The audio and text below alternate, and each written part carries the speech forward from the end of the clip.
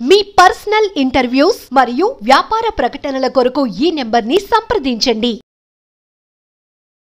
Hare Krishna ఆత్మబంధువులకు B12 లోపం గురించి ఈరోజు చర్చిద్దాం. చాలా మంది పిల్లలకు కానీ యువకులకు ముఖ్యంగా నడిఈడు ఉన్నటువంటి వయసు ఉన్నటువంటి వాళ్ళకు, ముఖ్యంగా స్త్రీలకు, ఇంకా చెప్పాలంటే ముఖ్యంగా మాంసాహారులకు కూడా ఈరోజు ఈ మధ్యలో బాగా విటమిన్ B12 తగ్గిపోతుంది.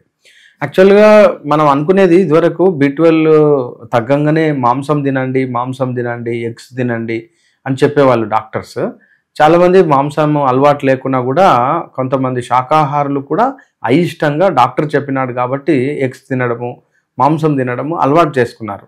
కానీ క్రమంగా మనకు ఈ మధ్యలో నేను బాగా అబ్జర్వ్ చేసింది ఏంటంటే, చాలామంది మాంసాహారులకు కూడా B12 లోపం చూస్తున్నాం. కొంతమంది అయితే రోజు మాంసం తినే వాళ్ళని చూశానండి, వాళ్ళకు కూడా B12 తక్కువ ఉంది యాక్చువల్గా. సో B12కు మాంసాహారానికి సంబంధం లేదని అర్థమైపోయింది. యాక్చువల్ విషయం నిజమేంటో తెలుసుకుందాం. యాక్చువల్గా B12 అనేది ఆహార పదార్థాలలో ఉండేటువంటి ముడి సరుకు నుంచి మాత్రమే తయారవుతుంది. ఆహార పదార్థాలలో B12 వేరే రూపంలో ఉంటుందండి. యాక్చువల్గా అంటే ముడి సరుకు అంటాం చూడండి. అట్లా మనం తీసుకునేటువంటి ఆహారాలలో ఇటు మాంసం కావచ్చు, గుడ్లు కావచ్చు, పాలు, ముఖ్యంగా తర్వాత పాలు, పెరుగు, వెన్న, నెయ్యి, మీగడ, ఇటు వచ్చేసరికి చాలా రకాలైనటువంటి కలర్డ్ ఫుడ్స్లో అంటే బీట్రూట్ కావచ్చు, ఎర్రగడ్డలు అంటాం చూడండి. ఎర్రగడ్డలు అంటే క్యారెట్లలో ఒక రకమైనటువంటి ముల్లంగి, ఎరుపు ముల్లంగి అంటాం. ఎర్రనైనటువంటి కూరలు అంటే ఎర్ర చుక్క కూర, గోంగూర యొక్క పువ్వులు, ఇంకా చెప్పాలంటే ద్రాక్ష పండ్లు, ఇవి ఇట్లా చాలా కలర్డ్ ఫుడ్. ఏదైతే బాగా కలర్ ఉంటుందో దాంట్లో సైనోకోబాలమైన్ అని చెప్పి ఒక మూల ద్రవ్యం ఉంటుంది అనమాట. వీటిని సైనోకోబాలమైన్. సో ఇవన్నీ ఎంత తిన్నా కూడా B12 తయారు కదండి. యాక్చువల్గా ప్రాబ్లం ఏంటంటే, B12 ఎక్కువగా తయారయ్యేది మలము తయారయ్యేటువంటి ప్లేస్లో. అంటే మలము ఎక్కడ తయారవుతుంది? పక్వాశయం అంటారు, అంటే డియోడినం, అంటే పెద్ద పేగులో మేజర్గా ఈ యొక్క B12 తయారవుతుంది. కానీ బ్యాళ్ళకి ఏంటంటే పెద్ద పేగులో B12 అబ్జర్వ్ కాదు. ఇది మనకు మన ప్రధానమైన సమస్య. అంటే మనం మాంసం తిన్నా కూడా, అంటే ఈవెన్ దో సైనోకోబాలమైన్, మీరు చాలామంది B12 టాబ్లెట్స్ తీసుకుంటారు కదా, అది B12 టాబ్లెట్ తీసుకున్నా కూడా బాడీ B12గా మారాలన్నమాట. మారదు. ఎందుకంటే B12 తయారు చేసేయడానికి ఒక జీవులు ఉంటాయి. అంటే B12ను తయారు చేసే మైక్రోబ్స్ మన పొట్టలో కనుక లేకపోతే B12 తయారు కాదు, మీరు ఏం తిన్నా కూడా అందదన్నమాట. సో ఇక్కడ B12ను మనం రీప్లేస్ చేసేటువంటి ఏం మార్గం లేదు. సో మనం చేయాల్సిన మొట్టమొదటి పని ఆ మైక్రోబ్స్ను మనము పొట్టలోకి మళ్ళీ రీఎస్టాబ్లిష్ చేయాలి.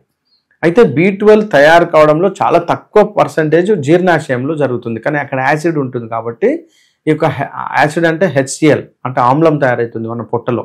అది B12ను తయారు చేసేటువంటి బ్యాక్టీరియాను చంపేస్తుంది. కాబట్టి తక్కువ మొత్తంలో ఆ బ్యాక్టీరియా బతుకుతుంది. చిన్న పేగులో కొంచెం ఉంటుంది, పెద్ద పేగులో చాలా ఎక్కువ ఉంటుంది. కానీ లాభం ఏంటి? సో మనం ఇప్పుడు ప్లాన్ ఏంటంటే, మనము ఆ B12 బ్యాక్టీరియాను ఎవ్రీడే రీప్లేస్ చేసుకోవాలి. ఇది ఇంపార్టెంట్. యాక్చువల్గా మనం రీప్లేస్ చేసుకోవాలంటే పెరుగు లేదా మజ్జిగ అండి. సో మన ఆంధ్రదేశంలో తెలుగు పీపుల్ ఎక్కువగా మజ్జిగ లేకుండా బతకలేరు. చూడొచ్చు, మీరు అబ్జర్వ్ చేయండి. ఖచ్చితంగా ఎప్పుడైనా మజ్జిగ లేకుండా అది ఎంత పెద్ద భోజనాన్ని కూడా క్లోజ్ చేయరు. సో ఇది చాలా శ్రేష్టమైనటువంటి మంచి అలవాటు అనమాట. మెయిన్ పాలు, పెరుగు, వెన్న, నెయ్యి, మజ్జిగ, వీటిలో ఈ మైక్రోబ్స్ ఉంటాయి. ఈ మైక్రోబ్స్తో పాటు మనము లైవ్ మైక్రోబ్స్ను తీసుకోవడానికి ఫెర్మెంటెడ్ ఫుడ్ బెస్ట్. ఏంటంటే చద్ది అన్నం అంటారు చూసారా, రాత్రిపూట వంట వండిన అన్నం కావచ్చు, లేకుంటే గట్క, అంబలి, గంజి, జావా రాత్రిపూట తయారు చేసుకొని ఉదయం వరకు ఒక గిన్నెలో వేసుకొని మూత పెట్టకుండా ఒక తడిగుడ్డ కప్పి దాన్ని ఫెర్మెంట్ చేయాలి. ఫెర్మెంట్ చేసిన దాన్ని మళ్ళీ వేడి చేయకుండా తీసుకోవాలి.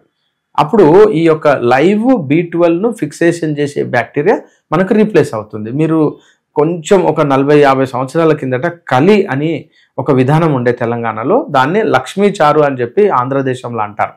అంటే ఆంధ్రప్రదేశ్, అటు రాయలసీమ, తూర్పుగోదావరి జిల్లాలు వాళ్ళేమో లక్ష్మీ చారు అంటారు. తెలంగాణలో కలికుండ అంటారు. ఈ కలిలో ఈ యొక్క బ్యాక్టీరియా లైవ్ మైక్రోబ్స్ ఉంటాయన్నమాట. ఈ మైక్రోబ్స్ తోటి ఆహారాన్ని వండేవాళ్ళం. సో ఇప్పుడు ఆ లక్ష్మీ చారు పోయింది మరియు కలికుండా పోయింది కాబట్టి మనకు ఉన్న ఏకైక సోర్స్ చద్ది అన్నం మాత్రమే. చద్ది అన్నం అంటే ఏదైనా అన్నాన్ని కానీ, జొన్న అన్నాన్ని కానీ, లేకపోతే ఏదైనా రాగి పిండి కానీ, ఏదైనా ఒక పిండిని కానీ, రవ్వను కానీ నైటే ఉడకబెట్టుకొని చల్లార్చి దాంట్లో తడిగుడ్డకు పెట్టండి. మార్నింగ్ మీకు ఫెర్మెంట్ అవుతుంది. ఇదొక పద్ధతి. రెండోది, మీరు ఇంకా ఫాస్ట్గా ఫెర్మెంట్ చేయాలనుకుంటే దాంట్లో పాలు పోసి వండిన అన్నంలో గోరువెచ్చని స్థితిలో ఉన్నప్పుడు, అంటే కుండలో ఉన్నటువంటి అన్ని పదార్థాలు, అంటే వండింది మరియు పాలు గోరువెచ్చగా ఉన్నప్పుడు ఒక చెంచాడు తోడేయండి. తోడేసిన తర్వాత మార్నింగ్ అది ఫిక్స్ అయిపోతుంది, అంటే పెరుగుగా. దాంట్లో top most high level, high concentrated, ఇంకా చెప్పాలంటే హై డెన్సిటీ ఉన్నటువంటి మైక్రోబ్స్, B12 ఒక్కటే కాదు, చాలా రకాల ఫిక్సేషన్ చేసేటువంటి మైక్రోబ్స్ వస్తాయి. ఆ మైక్రోబ్ ఉన్నటువంటి ఆహారాన్ని మనం రెగ్యులర్గా తీసుకుంటే మనకు B12ను తయారు చేసేటువంటి మైక్రోబ్స్ మన పొట్టలోకి వస్తాయి రోజు. అవి మనము ఇప్పుడు యాసిడ్ దాడి చేసి వాటిని చంపే లోపల అది B12ను తయారు చేస్తుంది. ఇంతకు తప్ప మీరు రోజు మాంసం తిన్నా, రోజు ఎగ్స్ తిన్నా, రోజు చేపలు తిన్నా B12 తయారు కాదు. ఇది సో ఇప్పుడు లేటెస్ట్ ఇన్ఫర్మేషన్. కాబట్టి B12 తయారు కావాలంటే మీరు చద్ది అన్నం తినాల్సిందే. అయితే ఇప్పుడు మనం రాత్రిపూట తయారు చేసినటువంటి దోశ పిండి కానీ, ఇడ్లీ పిండి కానీ పొద్దున వేడి చేస్తాం కాబట్టి అక్కడ మైక్రోబ్స్ చనిపోతాయి. అంటే దోశలో, ఇడ్లీలో మనం 100 degrees బాయిల్ చేస్తాం కాబట్టి అవి చనిపోతాయి. కాబట్టి ఇక్కడ చద్దన్నం వేడి చేయం కదా. అయితే ఇక్కడ ఇంకో కండిషన్ అండి, ఈ చద్దన్నాన్ని పోపు చేయకండి దయచేసి. ఒకవేళ పోపు చేయాలనుకుంటే పోపు చేసి ఆ నూనె మొత్తం చల్లారినాక చల్లారిన పోపును కలుపుకోవచ్చు, టేస్ట్కు మీ ఇష్టం. అందులో కొంచెం సాల్ట్, లేకుంటే కొంతమంది ఉల్లిగడ్డలు కూడా ఉల్లిగడ్డ కలుపుకొని తింటారు, కొంతమంది పచ్చిమిర్చి కూడా కలుపుకొని తింటారు. అది మీ యొక్క టేస్ట్ని బట్టి. కానీ ఇక ఇది యాక్చువల్గా. హరే కృష్ణ.